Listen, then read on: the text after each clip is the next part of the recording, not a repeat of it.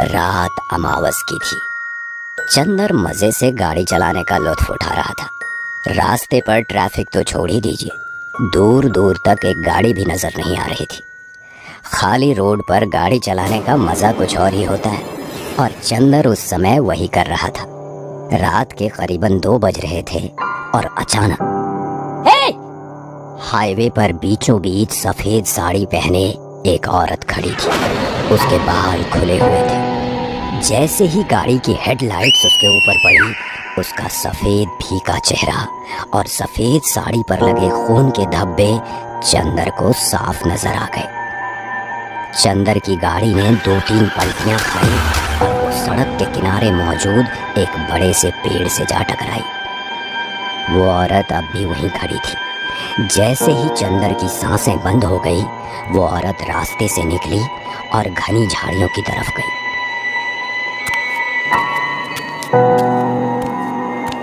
आज बड़ा शिकार मिला। ये अमावस की रात हमेशा कुछ न कुछ अच्छा दिलाती ही है।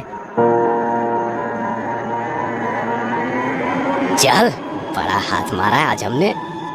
तुम्हें डर नहीं लगता किसी दिन कोई गाड़ी आकर मुझे ठोकर देगी? पागल मत बन, आज तक कभी हुआ ऐसा? आखिर कब तक करना है ये सब? और पैसे जमा होने तक। वैसे भी इससे अच्छा काम और कोई हो सकता है? हर 15 दिन में 10-12 हजार तो यूं ही मिल जाते हैं। फिर इस काम में क्या बुराई है? चल जल्दी कपड़ा बदल ले, निकलना होगा किसी के आने से पहले। रतन और कंचन का यही एक काम था। हाईवे पर अमावस की रात में किसी ना किसी सुनसान जगह पर कंचन खड़ी रहती थी और उसे बचाने के चक्कर में गोते खाती कार के ड्राइवर को लूटकर रतन भाग निकलता था। अगली अमावस तक माहौल ठीक ठाक रहा तो दोनों वापस यही हरकत करते थे। रतन, तुमने उस कार वाले को चाकू मारा? तो क्या करता, साला मरा ही नहीं था, जख्मी छोड़ देता उसे। कल अगर पुलिस से सब कह देता तो हमारी दुकान बंद हो जाती। देखो, थोड़ा बहुत पैसा तो हमने बचाया है, चलो ना कहीं दूर चलते हैं। मेहनत की कमाएंगे, कम पैसे मिलेंगे, पर ये डर तो नहीं रहेगा। बेवकूफ है क्या? कैसा डर? देख कंचन, काम काम है, ये सही है या कोई और सही, और जोखिम किस काम में नहीं होता। कल अगर किसी इमारत पर मजदूरी करूंगा तो ऊपर से गिरने का खतरा तो होगा ही, तो इसमें क्या बुराई है? फिर भी ये लोगों को मारना, लूटमार चलो ठीक है, पर आजकल तुम लोगों का खून करने लगे हो और जरा भी नहीं कतराते।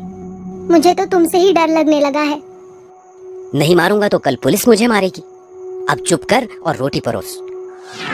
पिछले 3 महीनों में तुमने 5 खून किए हैं, कभी सोचा है? देख कंचन, और कुछ महीने फिर हम यहाँ से दूर चले जाएंगे, ठीक है? अब चुप रह और खाना खा। फिर एक बार अमावस की रात आ गई। कंचन और रतन तैयार थे। इस बार हल्की सी बारिश हो रही थी। रतन ने सोचा ये बात अच्छी है, क्योंकि शायद गाड़ी ज्यादा पलटियां खाए तो ड्राइवर के बचने की उम्मीद कम हो जाएगी। कंचन रास्ते के बीचों बीच बाल खुले रख कर खड़ी थी। पता नहीं, पर कंचन आज ज्यादा मायूस लग रही थी रतन को। दूर से एक गाड़ी आ रही थी। सब कुछ हमेशा की तरह हुआ। गाड़ी का रास्ते से उतरना, ड्राइवर का मरना, रतन को अच्छा फायदा होना। रतन काफी खुश था। वो दौड़कर कंचन के पास गया। हद ज्यादा ही माल मिला कंचन। क्या हुआ, कुछ कहोगे नहीं? क्या कहना है, तुम खुश हो ना? हाँ, आज तो कसम से बड़ा हाथ मारा। अरे अपने बाल तो बांधो, अब जल्दी करो, निकलना होगा यहाँ से। और कब तक खेलोगे ये खेल? किसी दिन भुगतना होगा तुम्हें। अब क्या हुआ तुझे? फिर वही नाटक। कंचन! कंचन सामने ही जमीन पर पड़ी थी। बदन से निकलते खून को बारिश का पानी फैला रहा था। किसी ने उसका पेट बुरी तरह से फाड़ा था।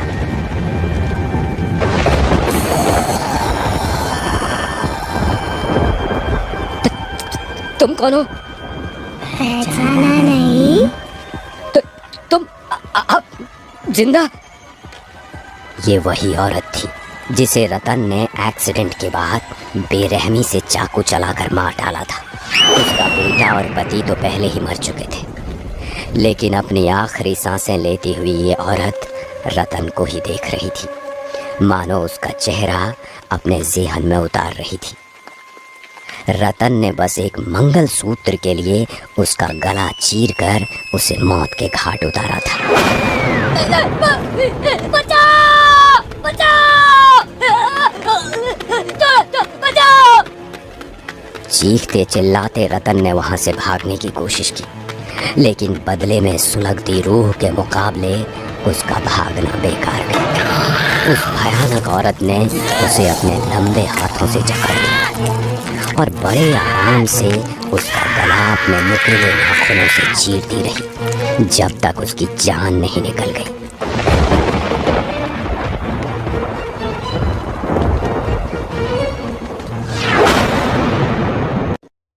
हेलो दोस्तों, अब स्कल टेल्स की कहानियाँ आप स्पॉटिफाई पर भी सुन सकते हैं। हर थर्सडे एक नई कहानी। नीचे आपको स्पॉटिफाई की लिंक दी गई है, आप हमें जरूर फॉलो कीजिए।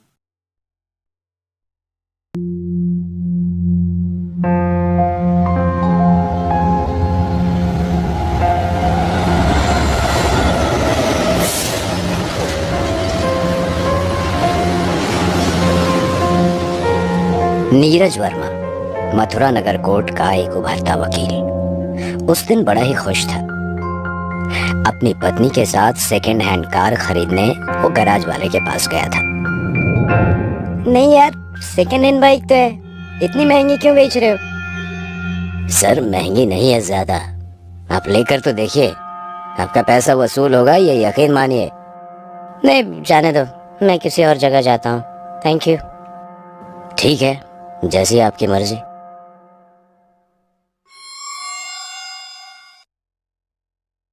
कहिए नीरज साहब, डिलीवरी ले जाएंगे आज ही? हाँ हाँ, ये पैसे लीजिए, गाड़ी आज ही ले जाऊंगा। क्यों अपनी? गाड़ी घर आने के बाद नीरज का घर खुशियों से आबाद हो गया। हर दूसरे दिन नीरज और अवनी कहीं ना कहीं घूमने जाया करते थे।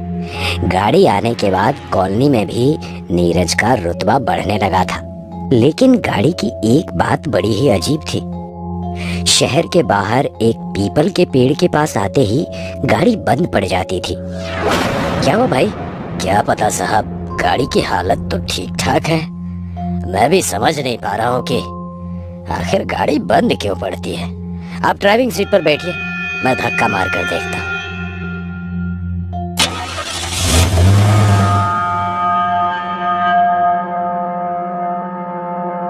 अजीब बात है साहब, किसी दिन गाड़ी पूरा दिन गैराज में रखना, एक बार चेक तो कर लेता हूँ।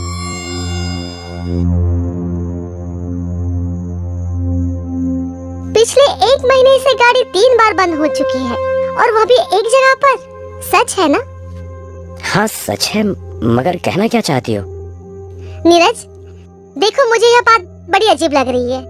तुम किसी मंदिर में जाकर गाड़ी की शांति करा लो, ऐसे होते रहना ठीक नहीं है। देखो अपनी, मैं एक पढ़ा लिखा इंसान हूँ, मैं इन बातों पर विश्वास नहीं करता। हो सकता है गाड़ी कुछ देर चलकर खराब हो जाती है। जाने दो, मुझे कल सुबह जल्दी जाना है, बहुत काम है, मैं सोने जा रहा हूँ। और हाँ, ये भूत प्रेत वगैरह मैं नहीं मानता, सब बकवास होता है, समझे? दूसरे दिन काम से आते आते नीरज को बहुत देर हो गई और उस पर सुबह से बारिश का कहर हो रहा था। नीरज उसी रास्ते पर आया और उसी रास्ते पर उसी पेड़ के सामने गाड़ी फिर से बंद हो गई। मन ही मन में गुस्सा होकर नीरज ने अपना फोन लिया और गैराज वाले का नंबर घुमाया। रिंग बज ही रही थी कि अचानक उसकी नजर सामने वाली फ्रंट मिरर पर पड़ी। कौन है? कौन है? लड़की के गायब होने से नीरज और डर गया। इतने में और एक बिजली कड़की और बिजली की रोशनी में नीरज ने देखा कि वही लड़की पीपल के नीचे खड़ी होकर उसे बुला रही है। डर के मारे नीरज का बुरा हाल हो गया था। और हेलो हेलो, क्या हुआ नीरज साहब? कुछ नहीं, मैं कल आता हूँ गैराज पर, तुम्हें ये गाड़ी किसने बेची? कोई कपूर साहब करके है, अपने डायमंड चौक में ही उनका घर है, ये है उनका पता। तुम भी चलो मेरे साथ में। नमस्ते कपूर साहब, ये जो आपकी गाड़ी थी ये मैंने ही खरीदी है। मुझे आपसे पूछना था, ये फोटो किसकी है? मेरी बेटी ज्योति की। क्यों, क्या हुआ? इसे मैंने कल ही उसी गाड़ी में देखा।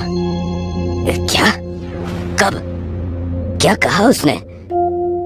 कहा कुछ नहीं, दरअसल वो गाड़ी से चली गई। देखो बेटा, तुम किस लिए यहाँ आए हो मैं नहीं जानता, लेकिन अगर तुम्हारा इरादा हमें ठेस पहुंचाने का है तो प्लीज ऐसा मत करना। हमारी बेटी ज्योति पिछले कई महीनों से लापता है। मैंने कंप्लेंट भी की है, 100 दफा पुलिस स्टेशन जाकर आया, लेकिन आज तक ज्योति का कुछ पता नहीं चला। और तुम कहते हो? अंकल, मैं आपसे फिर आकर मिलता हूँ, चलो श्याम। अंधेरी रात में नीरज गराज वाले को साथ लेकर उस पीपल के पेड़ के नीचे चला आया। ठीक वहीं पर आकर गाड़ी फिर बंद हो गई। गराज वाला कुछ कहने जा रहा था कि नीरज ने इशारे से ही उसे चुप रहने को कहा। नीरज की आंखें फ्रंट मिरर पर टिकी हुई थी। जैसा नीरज ने सोचा था वैसा ही हुआ। पिछली सीट पर ज्योति बैठी थी। ज्योति, ये गाड़ी तुम्हारी है ना? क्या चाहती हो? कुछ बताना है तुम्हें? साहब, किससे बात कर रहे हो आप? बोलो ज्योति, क्या चाहती हो? चलो श्याम, हमें कुछ ढूंढना है। क्या ढूंढना है साहब? मैं नहीं जानता, कोई भी ऐसी चीज देखो जो तुम्हें अजीब लगे, जो यहाँ की नहीं हो। चलो। दोनों मिलकर पीपल के नीचे कुछ ढूंढने लग गए। कुछ देर बाद नीरज को कमीज का एक टुकड़ा मिला जिस पर खून लगा था। वहीं अचानक गराज वाले को वहां एक चेन दिखती है। वो नीरज को चेन दिखाता है। नीरज समझ नहीं पाता, लेकिन उसे ये लग रहा है कि शायद ये चेन उसने पहले भी कहीं देखी है। और अचानक ही गाड़ी स्टार्ट हो गई। नीरज एक बार गाड़ी को देख रहा था तो एक बार चेन को देख रहा था। उसे अब सब कुछ समझ आ गया था।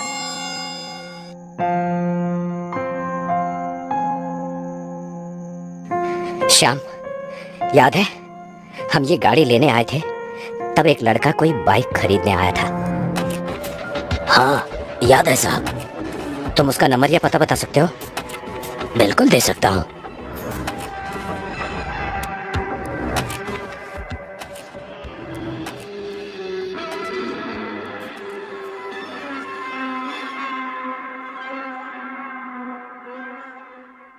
बोल अब, सब कुछ सच बता दे, वरना हड्डी पसली यहीं पर एक कर दूंगा। बताता हूँ साहब, मैं ज्योति के कॉलेज में पढ़ता था। ज्योति अमीर घर से है, यह हमें पता था। हमें नशे के लिए पैसों की सख्त जरूरत थी, इसीलिए हमने एक प्लान बनाया। हमने किसी बहाने ज्योति से लिफ्ट मांगी और उसे उस पेड़ के रास्ते पर ले गए। वहाँ हमने उसका सारा पैसा और गहने चाकू की नोक पर हथिया लिए, लेकिन हमें डर था कि कहीं वो हमारी कंप्लेंट ना कर दे, इसलिए हमने उसे गाड़ी में ही गला घोंट कर मार डाला और उसकी लाश उसी पेड़ के नीचे गाड़ दी। गलती हो गई साहब, माफ कर दीजिए। तो ये नई चेन कहाँ से आई? ज्योति के साथ हाथापाई में शायद मेरी चेन वहाँ गिर गई। पापा डांटेंगे, इसीलिए ज्योति के लूटे पैसों से वैसी ही एक चेन खरीद ली, क्योंकि वापस पेड़ के पास जाकर चेन ढूंढने में डर लगा साहब। शर्म नहीं आती? अपनी लत के लिए किसी मासूम की जान लेते हो। सड़ते रहो अब उम्र भर जेल में। ले जाओ इन्हें। थैंक यू बेटा, आज तुमने मेरी ज्योति को इंसाफ दिला दिया। भगवान तुम्हें सदा सुखी रखे। 1 साल बीत चुका है इस घटना को। ज्योति के कातिलों को सजा मिली और तब से आज तक नीरज की गाड़ी फिर कभी वहां बंद नहीं हुई।